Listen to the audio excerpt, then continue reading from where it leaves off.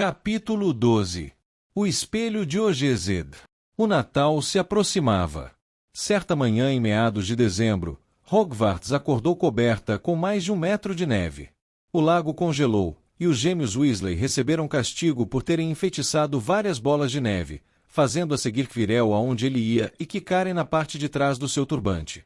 As poucas corujas que conseguiam se orientar no céu tempestuoso para entregar correspondência tinham de ser tratadas por Hagrid para recuperar a saúde antes de voltarem a voar. Todos mal aguentavam esperar as férias de Natal. E embora a sala comunal da Grifinória e o salão principal tivessem grandes fogos nas lareiras, os corredores varridos por correntes de ar tinham se tornado gélidos, e um vento cortante sacudia as janelas das salas de aulas. As piores eram as aulas do professor Snape nas masmorras, onde a respiração dos alunos virava uma névoa diante deles, e eles procuravam ficar o mais próximo possível dos seus caldeirões. "Tenho tanta pena", disse Draco Malfoy, na aula de poções. "Dessas pessoas que têm que passar o Natal em Hogwarts porque a família não as quer em casa." Olhou para Harry ao dizer isso. Crabbe e Goyle miraram Harry, que estava medindo o pó de espinha de peixe-leão, e não lhes deu atenção. Malfoy andava muito mais desagradável do que de costume desde a partida de quadribol. Aborrecido porque Sonserina perderá, tentará fazer as pessoas rirem dizendo que um sapo iria substituir Harry como apanhador no próximo jogo. Então percebeu que ninguém achará graça, porque estavam todos muito impressionados com a maneira com que Harry conseguirá se segurar na vassoura corcoviante. Por isso Draco, invejoso e zangado, voltará a aperrear Harry dizendo que não tinha família como os outros. Era verdade que Harry não ia voltar à Rua dos Alfeneiros para o Natal. A professora Minerva passará a semana anterior fazendo uma lista dos alunos que iam ficar em Hogwarts no Natal, e Harry assinará seu nome na mesma hora. Não sentia nenhuma pena de si mesmo, provavelmente aquele seria o melhor Natal que já tivera. Rony e os irmãos também iam ficar, porque o senhor e a senhora Weasley iam à Romênia visitar Carlinhos. Quando deixaram as masmorras ao final da aula de poções, encontraram um grande tronco de pinheiro bloqueando o corredor à frente. 2 pés enormes que apareciam por baixo do tronco e alguém bufando alto denunciou a todos que Hagrid estava por trás dele. "Oi, Rúbio, quer ajuda?" perguntou Rony, metendo a cabeça por entre os ramos. "Não, estou bem, obrigado, Rony. Você se importaria de sair do caminho?" Ouviu-se a voz arrastada e seca de Draco atrás deles. "Está tentando ganhar uns trocadinhos, Weasley. Vai ver quer virar guarda-caça quando terminar Hogwarts. A cabana de Rúbio deve parecer um palácio comparada ao que sua família está acostumada." Rony avançou para Draco justamente na hora em que Snape subia as escadas. Rony agarrou a frente das vestes de Draco. "Ele foi provocado, professor Snape", explicou Hagrid, deixando aparecer por trás da árvore a cara peluda. "Draco ofendeu a família dele. Seja por que for, brigar é contra o regulamento de Hogwarts, Hagrid", disse Snape insinuante. 5 pontos a menos para a Grifinória Weasley, e dê graças a Deus por não ser mais. "Agora, vamos andando, todos vocês." Draco, Crabbe e Goyle passaram pela árvore com brutalidade, espalhando folhas para todo lado com sorrisos nos rostos. "Eu pego ele", prometeu Rony, rilhando os dentes às costas de Draco. "Um dia desses, eu pego ele." "Odeio os dois", disse Harry, Draco e Snape. "Vamos, ânimo, o Natal está aí", disse Hagrid. "Vou lhes dizer o que vamos fazer, venham comigo ver o salão principal, está lindo." Então os 3 acompanharam Hagrid e sua árvore até o salão principal, onde a professora Minerva e o professor Flitwick estavam trabalhando na decoração para o Natal. "Ah, Hagrid, a última árvore, ponha naquele canto ali, por favor." O salão estava espetacular. Festões de azevinho e visco pendurados a toda a volta das paredes e nada menos que 12 enormes árvores de Natal estavam dispostas pelo salão, umas cintilando com cristais de neve, outras iluminadas por centenas de velas. "Quantos dias ainda faltam até as férias?" perguntou Hagrid.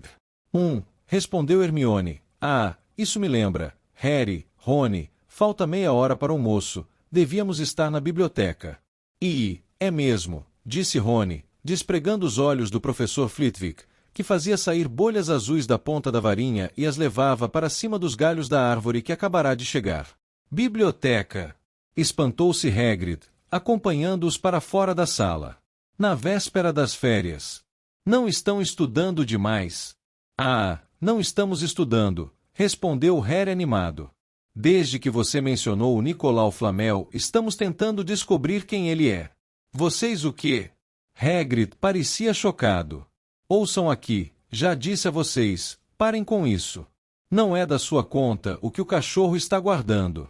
Só queremos saber quem é Nicolau Flamel, só isso, falou Hermione. A não ser que você queira nos dizer e nos poupar o trabalho, acrescentou Harry. Já devemos ter consultado uns 100 livros e não encontramos em lugar nenhum. Que tal nos dar uma pista? Sei que já li o nome dele em algum lugar.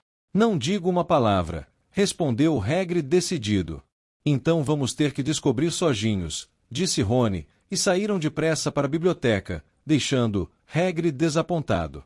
Andavam realmente procurando o nome de Flamel nos livros desde que Hagrid deixará escapá-lo, porque de que outra maneira iam descobrir o que Snape estava tentando roubar? O problema é que era muito difícil saber por onde começar, sem saber o que Flamel poderia ter feito para aparecer em um livro. Não se encontrava em grandes sábios do século, nem em nomes notáveis da mágica do nosso tempo, não era encontrável tampouco em importantes descobertas modernas da mata. Nem em um estudo aos avanços recentes na magia. E, é claro, havia também o tamanho da biblioteca em si, dezenas de milhares de livros, milhares de prateleiras, centenas de corredores estreitos. Hermione puxou uma lista de assuntos e títulos que decidirá pesquisar enquanto Rony se dirigiu a uma carreira de livros e começou a tirá-los da prateleira aleatoriamente. Harry vagou até a seção reservada.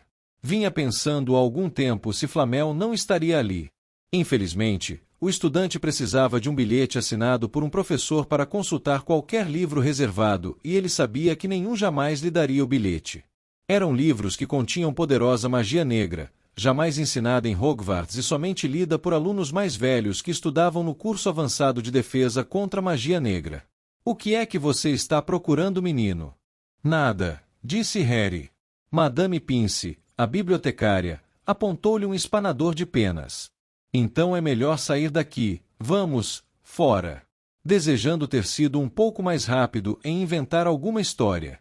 Harry saiu da biblioteca.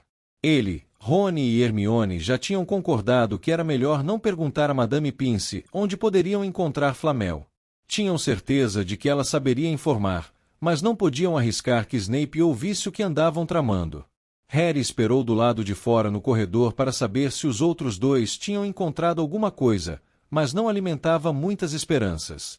Afinal, estavam procurando havia 15 dias, mas como só tinham breves momentos entre as aulas, não era surpresa que não tivessem achado nada. O que realmente precisavam era de uma longa busca sem Madame Pince bafejar o pescoço deles. 5 minutos depois, Rony e Hermione se reuniram a ele balançando negativamente a cabeça, e foram almoçar.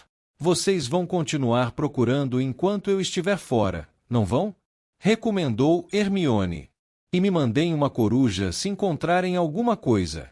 E você poderia perguntar aos seus pais se sabem quem é Flamel, disse Rony. Não haveria perigo em perguntar a eles. Nenhum perigo, os dois são dentistas. Uma vez começadas as férias, Rony e Harry estavam se divertindo à beça para se lembrar de Flamel. Tinham um dormitório só para eles, e a sala comunal estava muito mais vazia do que o normal, por isso podiam usar as poltronas confortáveis ao pé da lareira. Sentavam-se a toda hora para comer tudo que pudessem espetar em um garfo de assar, pão, bolinhos, marshmallows, e tramavam maneiras de fazer Draco ser expulso, o que se divertiam em discutir mesmo que não fosse produzir resultados. Rony também começou a ensinar Harry a jogar xadrez de bruxo. Era exatamente igual a xadrez de trouxa, exceto que as peças eram vivas, o que fazia parecer que a pessoa estava dirigindo tropas em uma batalha. O jogo de Rony era muito velho e gasto como tudo mais que possuía, pertencer em tempos a alguém da família, no caso, ao seu avô.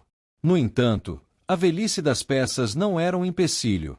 Rony as conhecia tão bem que nunca tinha dificuldade de mandá-las fazer o que ele queria. Harry jogava com peças que Simas Finnegan lhe emprestara e estas não confiavam nada nele.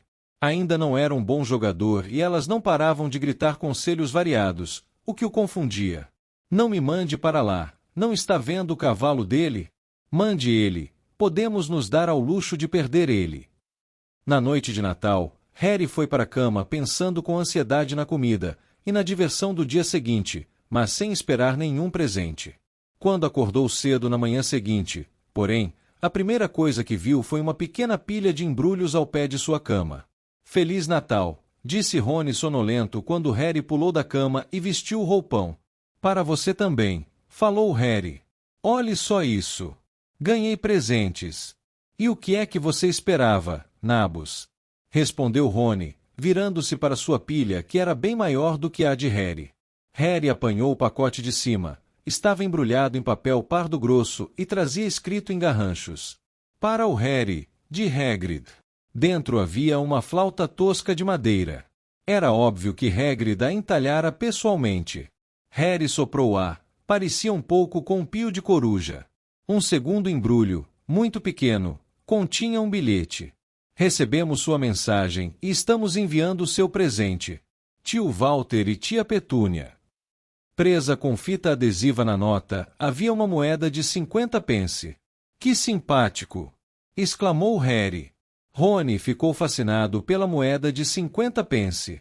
Que esquisito! Disse. Que formato! Isso é dinheiro. Pode ficar com ela, disse Harry rindo-se ao ver a satisfação de Rony. Rúbio, minha tia e meu tio. E quem mandou esses? Acho que sei quem mandou esse, disse Rony, ficando um pouco vermelho e apontando para um embrulho disforme. Mamãe, eu disse a ela que você não estava esperando receber presentes. Ah, não, gemeu. Ela fez para você um suéter Weasley. Harry rasgou o papel e encontrou um suéter tricotado com linha grossa verde clara e uma grande caixa de barras de chocolate feito em casa. Todos os anos ela faz para nós um suéter, disse Rony, desembrulhando a dele, e o meu é sempre cor de tijolo. Foi realmente muita gentileza dela, disse Harry, experimentando as barrinhas de chocolate, que estavam muito gostosas. O presente seguinte também continha doces, uma grande caixa de sapos de chocolate dados por Hermione. Restava apenas um embrulho. Harry apanhou-o e apalpou-o. Era muito leve. Desembrulhou e uma coisa sedosa e prateada escorregou para o chão, onde se acomodou em dobras refulgentes. Rony soltou uma exclamação. Já ouvi falar nisso, disse em voz baixa, deixando cair a caixa de feijõezinhos de todos os sabores que ganhará de Hermione. Se isso é o que eu penso que é realmente raro e realmente valioso. E o que é? Harry apanhou o pano brilhoso e prateado do chão. Tinha uma textura estranha, parecia tecida com fios de água. É uma capa da invisibilidade, disse Rony, com uma expressão de assombro no rosto. Tenho certeza de que é. Experimente. Harry jogou a capa em volta dos ombros e Rony deu um berro. É sim. Olhe para baixo. Harry olhou para os pés, mas eles tinham desaparecido.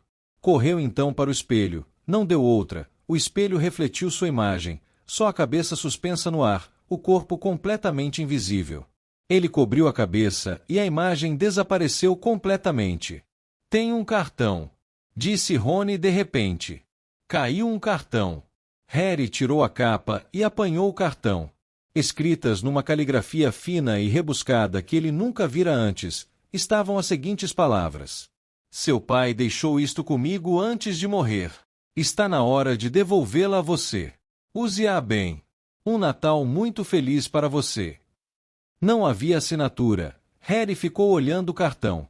Rony admirava a capa. Eu daria qualquer coisa para ter uma dessas. Qualquer coisa. Que foi? Nada. Harry estava se sentindo muito estranho. Quem mandara a capa? Será que pertencera mesmo ao seu pai? Antes que pudesse dizer ou pensar qualquer outra coisa, a porta do dormitório se escancarou, e Fred e George Weasley entraram aos pulos. Harry rapidamente deu um sumiço na capa. Por ora não tinha vontade de compartilhá-la com mais ninguém. Feliz Natal! Ei, olhe só, o Harry ganhou um suéter Weasley também. Fred e George estavam usando suéteres azuis, um com um grande F, o outro com um J. Mas o do Harry é melhor do que o nosso, comentou Fred, erguendo o suéter de Harry. Ela com certeza capricha mais se a pessoa não é da família. Por que você não está usando o seu? Perguntou Jorge. Vamos, vista logo, eles são ótimos e quentes. Detesto cor de tijolo, lamentou-se Rony, desanimado enquanto vestia o suéter.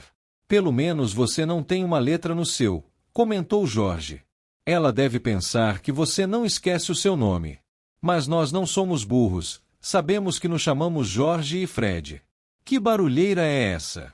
Percy Weasley meteu a cabeça para dentro da porta, com um olhar de censura. Era visível que já desembrulhara metade dos seus presentes, porque trazia também um suéter grosso pendurado no braço, que Fred logo agarrou. M de monitor. Vista logo Percy, todos estamos usando os nossos, até Harry ganhou um. Eu não quero, disse Percy com a voz embargada, enquanto os gêmeos forçavam o suéter por sua cabeça, entortando seus óculos. E você hoje não vai se sentar com os monitores, disse Jorge. Natal é uma festa da família. E os dois carregaram Percy para fora do quarto, com os braços presos dos lados pelo suéter. Harry nunca tivera em toda a vida um almoço de Natal igual àquele. Sem perus gordos assados, montanhas de batatas assadas e cozidas, travessas de salsichas, terrinas de ervilhas passadas na manteiga, molheiras com uva do monte em molho espesso, e bem temperado e, a pequenos intervalos sobre a mesa, pilhas de bombinhas de bruxo. Essas bombinhas fantásticas não se pareciam nada com as bombinhas fracas dos trouxas, que os Dursley em geral compravam, cheias de brinquedinhos de plástico e chapéu de papel fino. Harry puxou a ponta de uma bombinha de bruxo com Fred, e ela não deu apenas um estalinho, ela explodiu com o ruído de um canhão, e envolveu-os em uma nuvem de fumaça azul, enquanto caíam de dentro um chapéu de almirante e vários camundongos brancos vivos. Na mesa principal, Dumbledore tinha trocado o chapéu de bruxo por um toucado florido, e ria alegremente da piada que o professor Flitwick acabará de ler para ele. Pudins de Natal flamejantes seguiram-se ao peru. Percy quase quebrou os dentes em uma foice de prata que estava escondida em sua fatia. Harry observava o rosto de Hagrid ficar cada vez mais vermelho à medida que pedia mais vinho, e acabou beijando a bochecha da professora Minerva, e quase para espanto de Harry, rira e corara, o chapéu de bruxa enviesado na cabeça. Quando Harry finalmente saiu da mesa, estava levando uma montanha de brinquedos das bombinhas, inclusive uma embalagem de balões luminosos e não explosivos, um kit para cultivar capxingui, a planta símbolo de Hogwarts, e um jogo de xadrez de bruxo. Os camundongos brancos tinham desaparecido e Harry teve a desagradável sensação de que eles iam acabar virando jantar de Natal para Madame Nora. Harry e os Weasley passaram uma tarde muito alegre ocupados em uma furiosa guerra de bolas de neve. Depois, frios, molhados e ofegantes, voltaram para junto da lareira na sala comunal da Grifinória, onde Harry estreou seu novo jogo de xadrez perdendo espetacularmente para Rony. Suspeitou que não teria levado uma surra tão grande se Percy não tivesse tentado ajudá-lo tanto. Depois de lancharem sanduíches de peru, bolinhos, gelatina e bolo de frutas, todos se sentiram demasiado fartos e sonolentos para fazer outra coisa senão sentar e assistir a Percy correr atrás de Fred e George por toda a torre da Grifinória porque eles tinham furtado seu crachá de monitor. Fora o melhor Natal da vida de Harry, no entanto, no fundinho da cabeça alguma coisa o incomodara o dia inteiro. Somente quando finalmente se deitou é que teve tempo para pensar nela, a capa invisível e a pessoa que a mandara.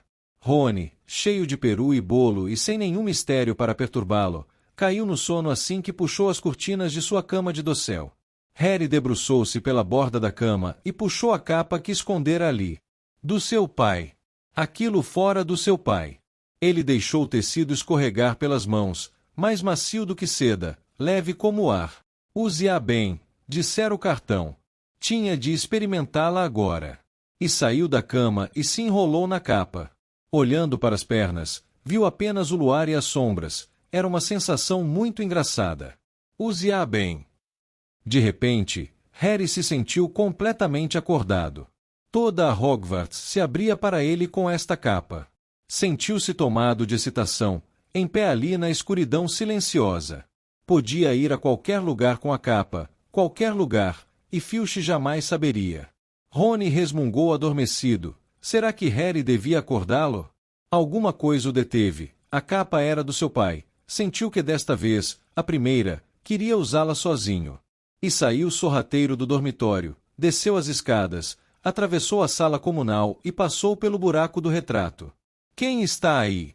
Perguntou esganiçada a mulher gorda. Harry não respondeu. Saiu depressa pelo corredor onde deveria ir? Parou, o coração acelerado, e pensou.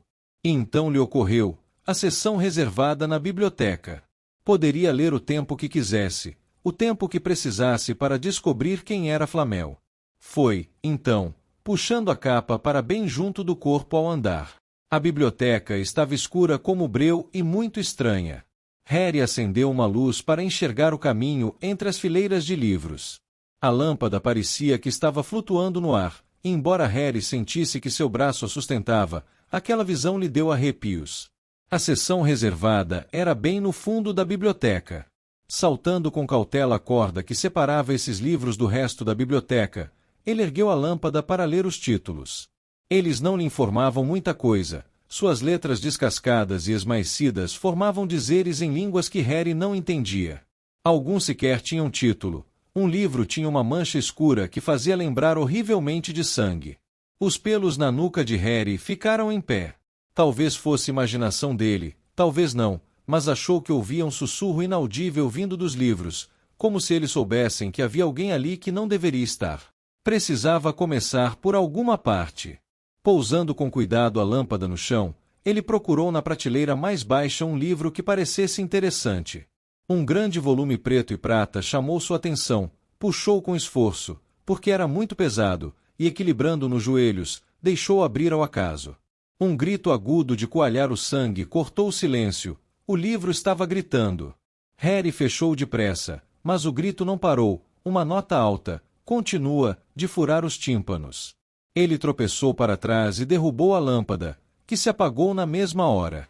Em pânico, ouviu passos que vinham pelo corredor do lado de fora, enfiando o livro gritador de qualquer jeito no lugar. Ele correu para valer. Passou por Filch quase à porta. Os olhos claros e arregalados de Filch atravessaram-no. Harry escorregou por debaixo dos seus braços estendidos e saiu desabalado pelo corredor, os gritos do livro ainda ecoando em seus ouvidos. Parou subitamente diante de uma alta armadura.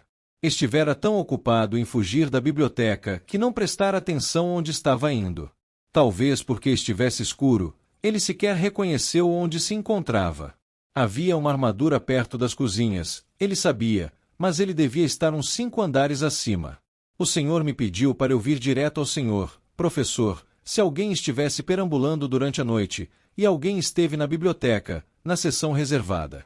Harry sentiu o sangue se esvair do seu rosto. Onde quer que estivesse, Filch devia conhecer um atalho, porque sua voz baixa e untuosa estava se aproximando, e para seu horror, foi Snape quem respondeu. A seção reservada.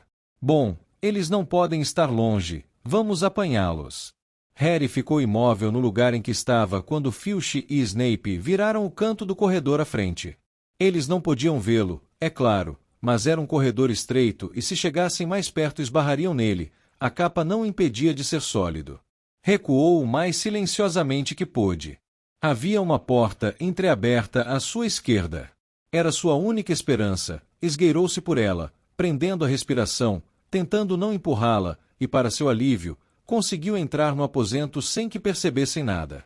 Eles passaram direto e Harry apoiou-se na parede, respirando profundamente, ouvindo os passos dos dois morrerem à distância.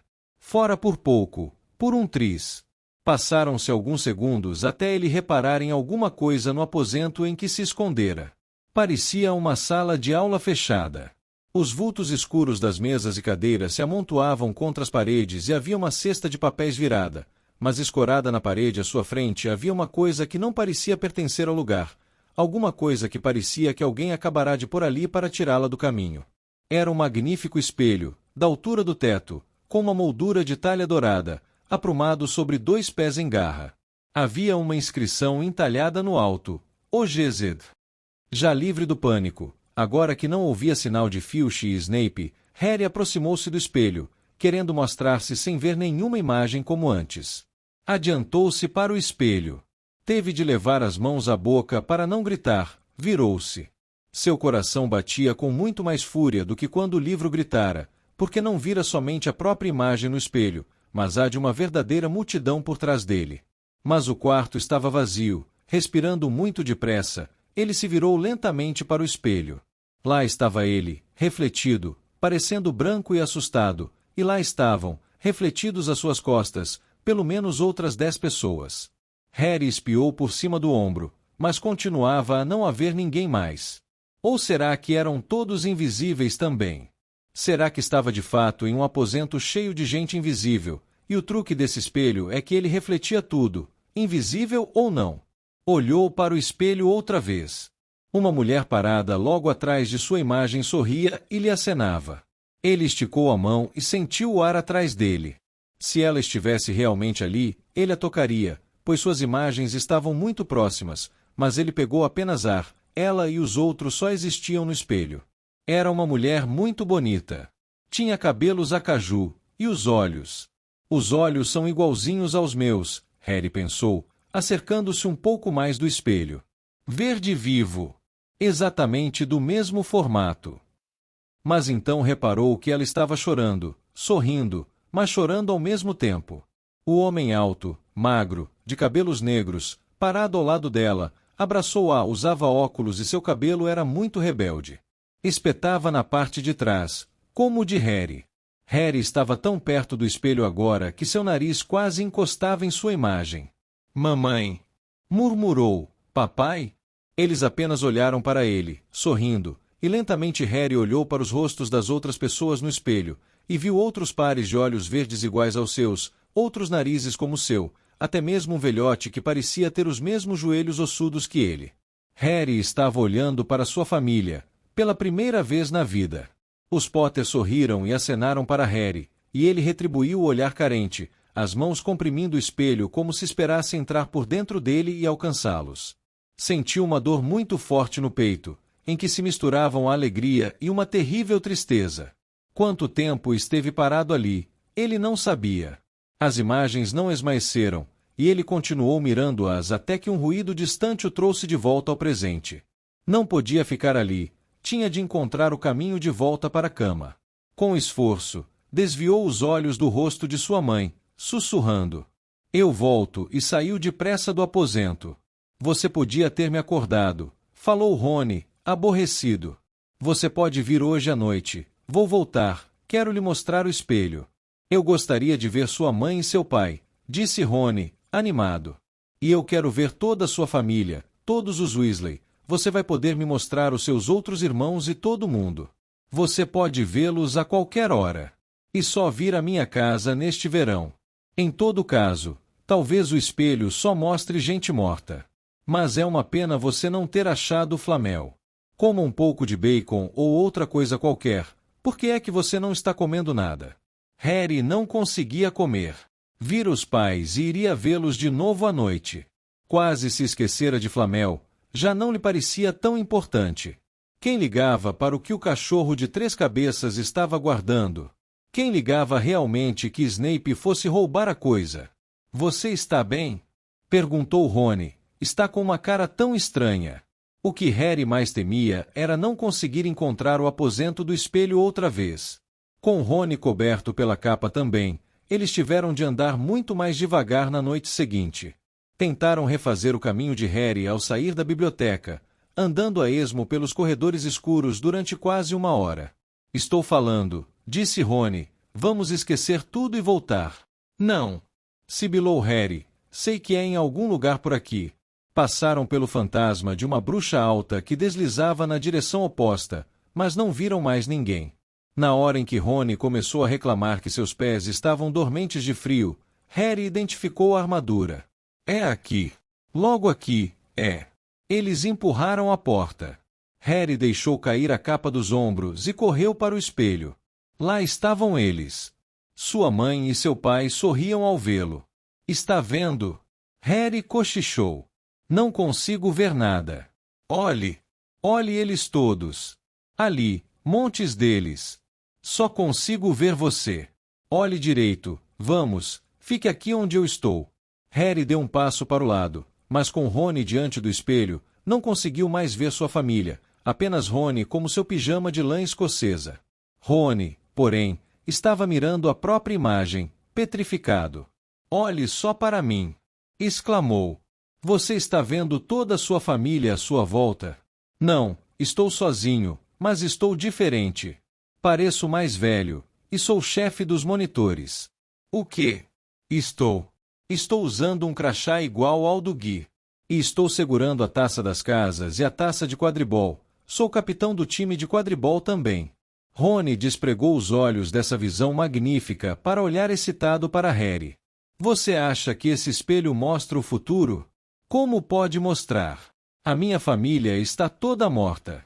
Deixe-me dar outra espiada. Você teve o espelho só para você a noite passada. Me deixe olhar mais um pouco. Você só está segurando a taça de quadribol. Que interesse tem isso? Eu quero ver os meus pais. Não me empurre.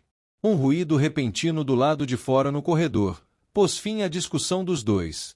Não tinham se dado conta do como estavam falando alto. Depressa! Rony atirou a capa de volta para cobri-los na hora que os olhos luminosos de Madame Nora apareceram à porta. Rony e Harry ficaram imóveis, ambos pensando a mesma coisa. Será que a capa fazia efeito para os gatos? Passado um tempo que pareceu uma eternidade, ela se virou e foi embora.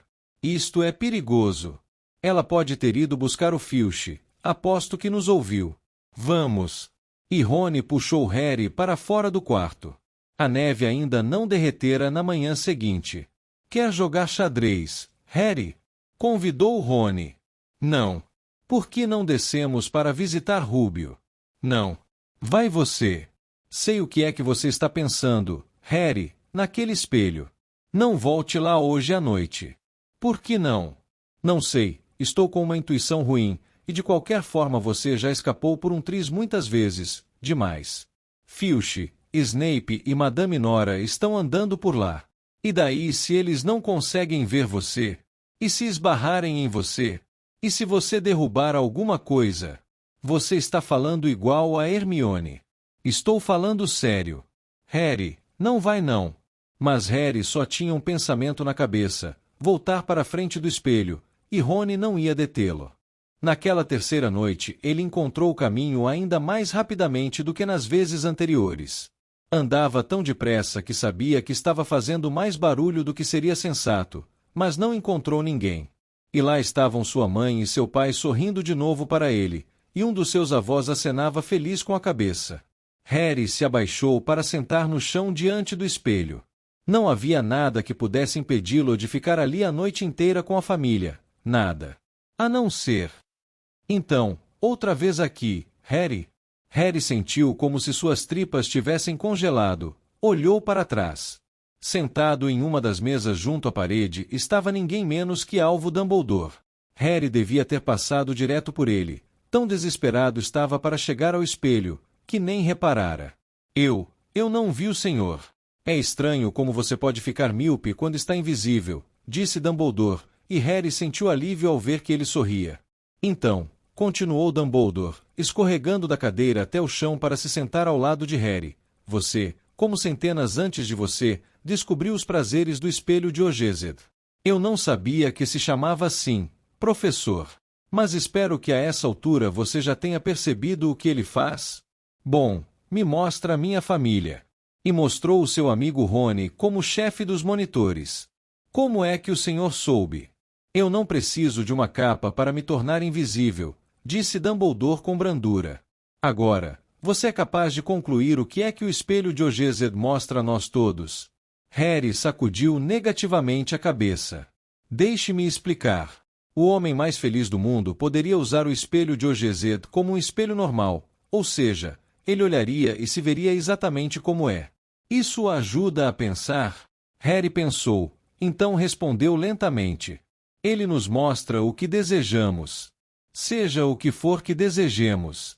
Sim e não, disse Dumbledore, mostra-nos nada mais nem menos do que o desejo mais íntimo, mais desesperado de nossos corações. Você, que nunca conheceu sua família, a vê de pé à sua volta.